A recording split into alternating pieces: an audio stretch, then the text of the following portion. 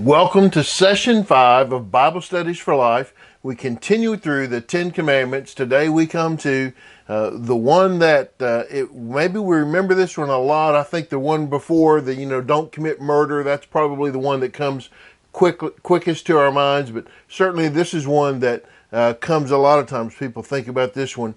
And it's more than just a simple statement about the life that you lead personally. It really is about an outlook and a way that we live with other people, and that's what we're seeing as we get to these second half of these commandments.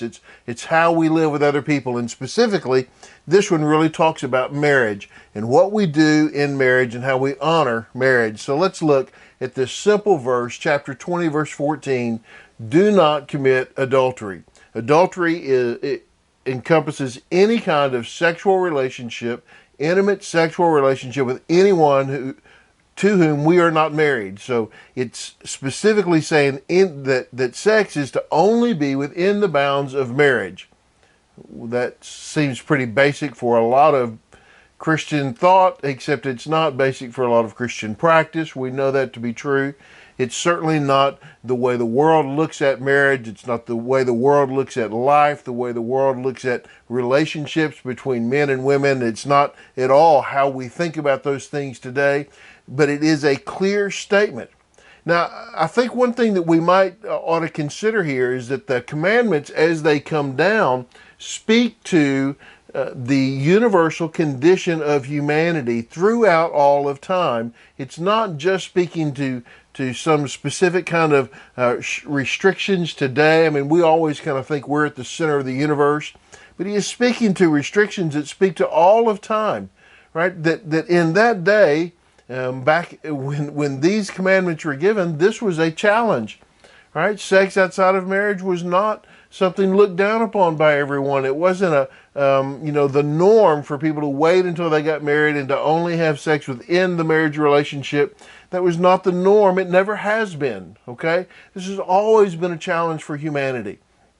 So this restriction that is placed there is one, and I like the way, I think I read this first from James Dobson, who talked about thinking about it not in the things that are being said you can't do.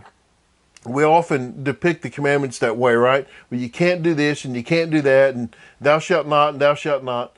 But it is to say, here's something that God wants to give you. God wants to give you a wonderful relationship with another person of the opposite sex to whom you will be tied intimately in deep relationship, not just physical intimacy, but emotional intimacy. And intimacy of life. All of your lives will be completely entangled with one another, and it'll be wonderful how you will fit together your lives, and the depth of that relationship, the strength of that relationship will be something that it will carry you through so many difficult times that come because we live in the world and we live life. But listen, don't commit adultery, because if you do, you'll destroy that which God has designed to be so wonderful. And you'll tear it up, and you may make it where it cannot be put back together. That's just the reality of it. Now, I know we're supposed to forgive, right? But the reality of the relationship is that if you commit adultery, you put harm and stress and strain on that relationship that just may not be put back together. It just may not be able to be salvaged in any way. So protect that marriage relationship. Don't commit adultery. When you commit adultery, you destroy that marriage relationship. That makes it maybe seem like a little bit different take on what that means. And then we look at a story here, and many of you probably know this story. If you don't, we're really just going to kind of get the intro to the story here. But David is the king, and he has sent his men off to war. It says, in the spring, when kings march out to war, David sent Joab with his officers and all Israel, and they destroyed the Ammonites and besieged Rabbah, but David remained in Jerusalem. Now, this kind of sets the scene for the story, right? But I do want to point out this. David was known, the story was, Saul has killed his thousands and David has killed tens of thousands, right? David was a warrior king, which is why he was not allowed to build the temple. He was a warrior king. But I want you to notice that he sent the armies out, But he didn't go this time. He stayed home this time. Okay, and probably he should have been out there with them. Probably that's where he belonged. But this time he didn't go where he belonged. And you know, when you get to a place where you don't belong, if you're doing something that you shouldn't be doing, if you're in a place where you're not supposed to be, trouble often shows up. It does here. This is one evening, David got up from his bed and he strolled around on the roof of the palace. And from the roof he saw a woman bathing, a very beautiful woman. So David sent someone to inquire about her, and he said, "Isn't this Bathsheba, the daughter of Eliam and wife of Uriah the Hittite?" Okay. David goes up on the roof one evening. He's walking around on the roof, and he says he saw the woman bathing. Okay, if we stop right there, no problem, right? I mean, this happens. You see things, okay? You can't keep from seeing some things. Some things you just happen to look, and there it is. But a very beautiful woman, okay, well, that means he stopped and he looked a little bit longer, right? He mulled it over, and then he sent someone over to ask about her. Well, at this point, David is walking down this road, right? He's not there yet, but he's walking down this road, and we know where that's going to end, right? We know where he's headed, and he may be trying to convince himself of innocence, right? He may be trying to convince himself that he has pure motives here. He's just trying to find out, I want to know who that is because I'm concerned about her, and, you know, whatever he tells himself, however he tries to justify it in his own mind. But we know where this is headed, right? We know where this story's going, because first, he wasn't where he was supposed to be. He was supposed to be out at war. And then he looked where he wasn't supposed to look, right? He took a gaze. He didn't just glance, he gazed. And there's a difference, right, between the glance and the gaze. So he wasn't where he was supposed to be. He wasn't doing what he was supposed to be doing. He wasn't looking where he was supposed to be looking. And then he wasn't asking what he was supposed to be asking. You don't ask this question. Don't start down this road. Don't venture down this path. Don't go there. You'll run something. You'll tear something up. You'll destroy something. Don't tempt. Don't tempt yourself. Don't put yourself in that place, but that's certainly what he's done. David sent messengers to get her. Okay, so he's gone to the next step. And when she came to him, he slept with her. Well, I think we knew that's where the story was headed, right? That's what was going to happen.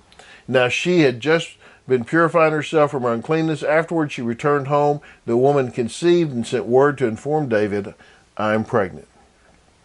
We realize this is covering not just a night, this is covering 6-8 weeks, right? This is covering some time frame here, okay? David went down a path he shouldn't have gone. He knew what the commandments were. He knew what he was supposed to do. He knew what was right, but he was in a place where he shouldn't be. He should have been busy with his men fighting the battles for the kingdom, but he wasn't there. And then he looked where he shouldn't have looked, and he gazed when he shouldn't have gazed, and then he asked what he shouldn't have asked, and then he did what he shouldn't have done. And here's the sad thing about this, I think. This phrase, this word, "I am pregnant." You think about how many times that is a glorious message, right? How many times that, boy, there's news. I think about parents hearing that from, their grown children.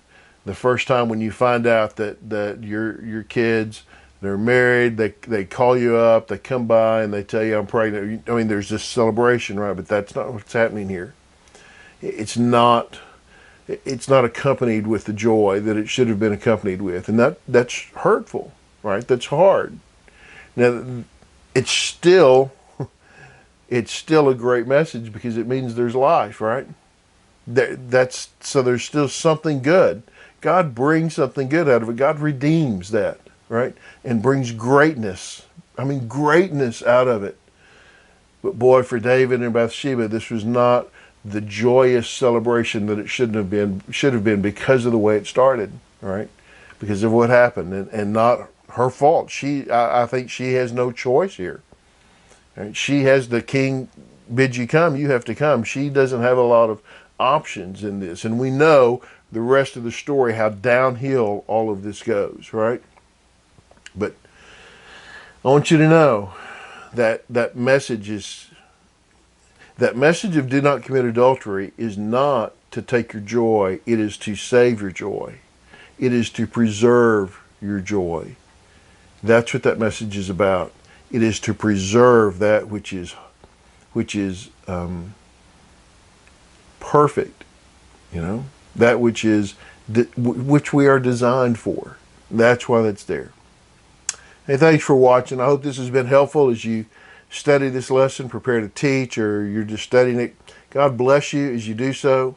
Subscribe to our channel. Hit the little subscribe button and the bell. We're trying to get up to, 15 billion, I think. We've got 100 now. So anyway, the farther along we get, the better off we are. Thanks for watching. We'll see you next time.